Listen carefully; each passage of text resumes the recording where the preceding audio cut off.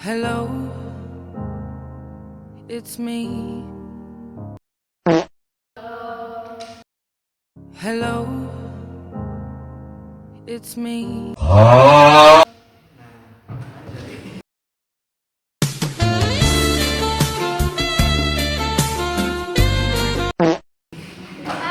Saya terus terang nggak tahu ini. Tiba-tiba terus terang saya tidak diberitahu. Kau ni apa? Kau tinggal sini ke? Tak suruh nas.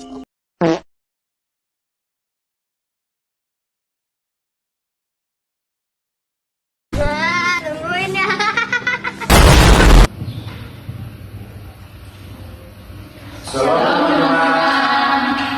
Salam sejahtera bagi kita semua. Selamat datang di podcast kita hari ini.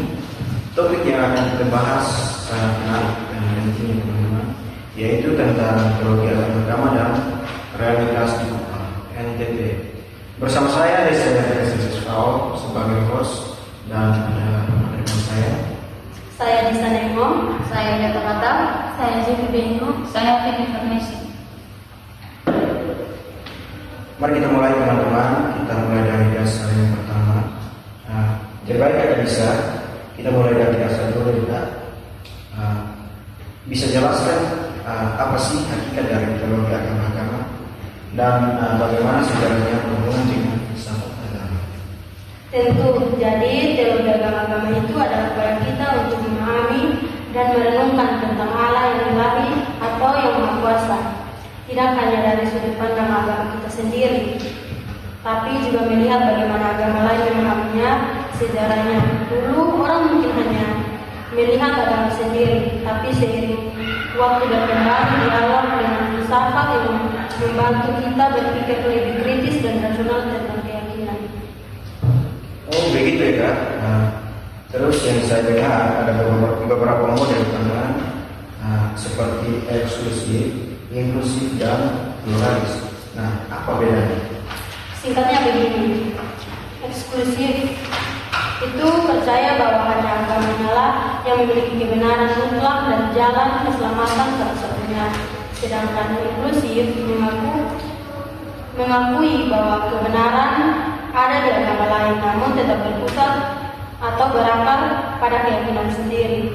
Dan pluralis memandang bahwa semua agama adalah jalan yang setara dan sah menuju Tuhan.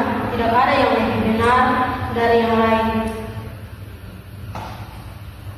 Sangat menarik ya Kak.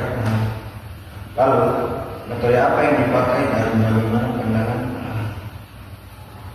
Metodenya bermacam-macam.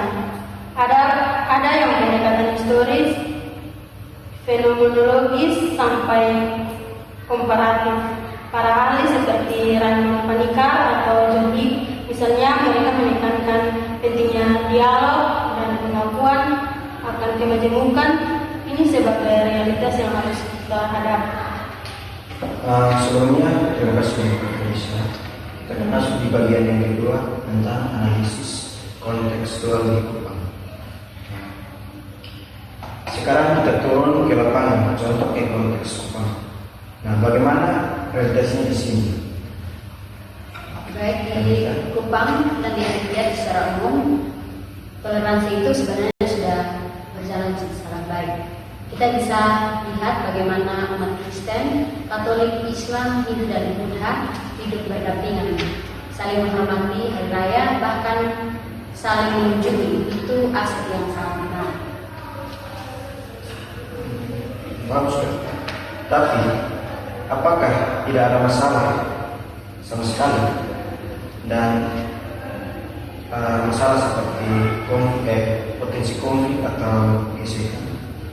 Memang mayoritas damai, tapi gesekan kecil pasti ada. Kadang karena kesalahpahaman, isu yang dihembuskan atau perbedaan pendapat yang dibawa-bawa ke ranah agama.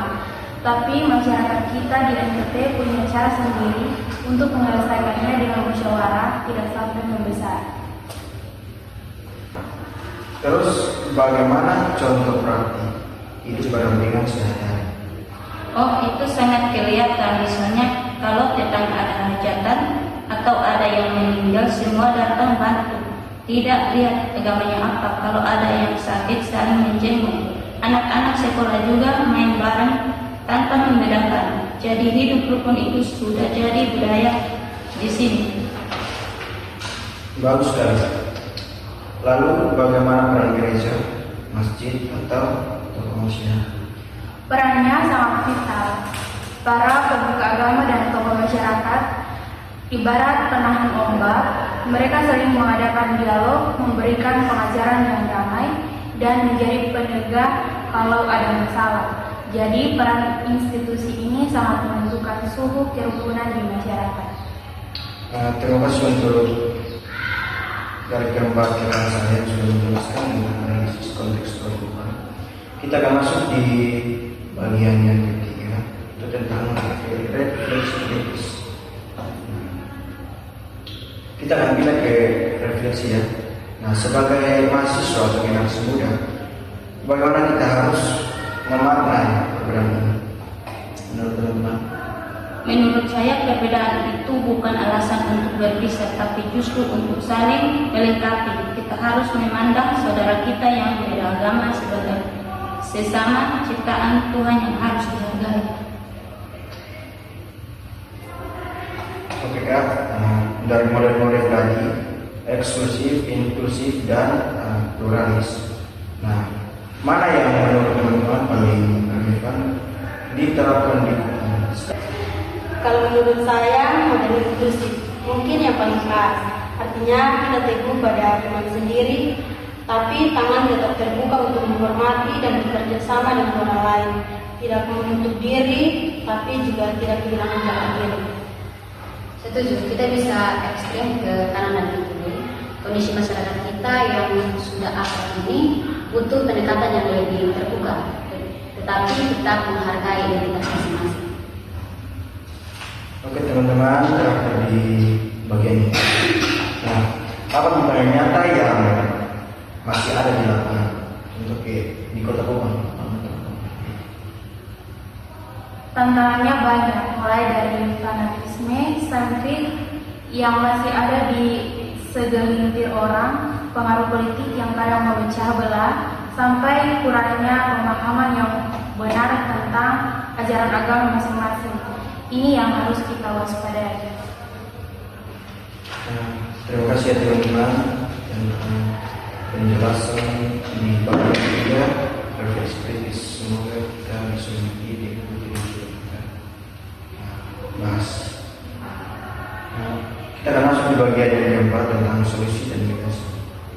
Nah, teman-teman, kalau begitu solusinya bagaimana? Pertama, bagaimana sikap hidup Kristen atau umat beragama dalam menghadapi kemajuan ini? Sesuai ajaran kita, sikap utamanya adalah cinta kasih, mengasihi sesama manusia tanpa memandang latar belakang. Selain itu, sikap rendah hati, hormat, menghormati dan keadilan. Kita tidak bisa memaksa kehendak, tapi mengajak bekerja sama untuk kebaikan bersama.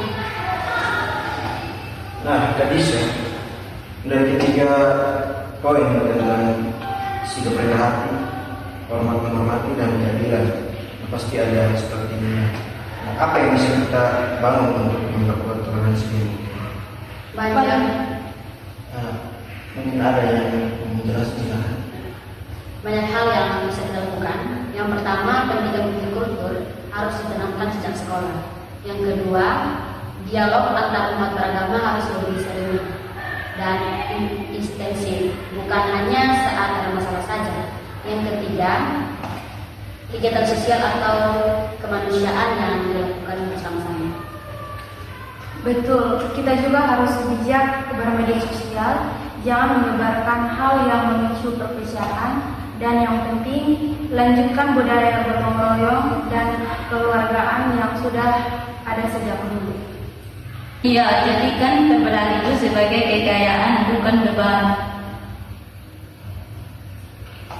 Oke baik teman-teman, diskusi kita hari ini sudah berakhir.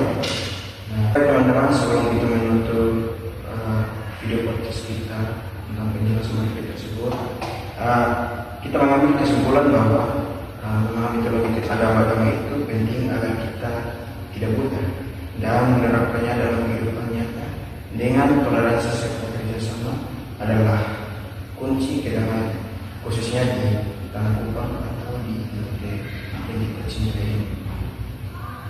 Terima kasih kepada Kak Bisa, Kak Mita, Kak Jevi dan Kak Vivi atas kerjasamanya.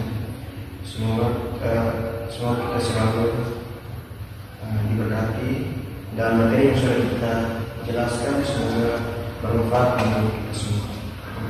Sampai jumpa di podcast berikutnya. Tuhan memberkati kita semua. Shalom.